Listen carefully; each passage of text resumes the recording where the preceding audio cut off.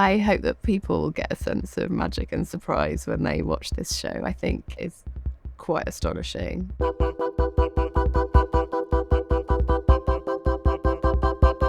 Each act is performed in a completely different space within the glass box. So some are external landscapes, some are inside, some are public spaces, some are private spaces. That involved a lot of engineering because this glass box is very bespoke and very complex in terms of the weight and how we made that work within the Littleton Theatre.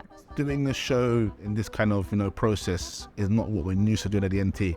We have a glass box on revolve, so we've got 12 crew backstage, and we have 5 different scene changes that happen. It's essentially 5 shows in one, from a technical perspective. My particular responsibility for this show was trying to make sure the scene changes all go together and work as quickly as possible and as safe as possible. There's a beautiful moment just before the scene changes happen when everybody's quiet. The whole team has to be completely choreographed. Everybody has to know exactly what their role is.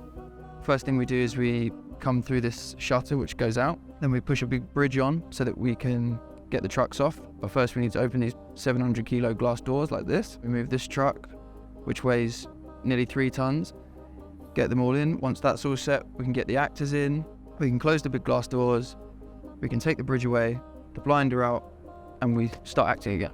For us to get the scene changes done perfectly, we've had to draw them over and over again. We've had to make adaptations to the set to make it fit in easier. Everyone in every department, from the workshop crew to the singing artists to the crew on stage, have just been so supportive. So it's a real collective effort, and that's really joyous and great to be part of and great to see and witness.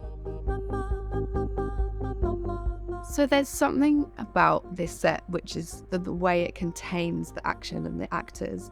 It's got a sense of dynamism because it moves and turns, but it's also quite claustrophobic and intense. We become quite voyeuristic. We're like looking into a world that we're not part of.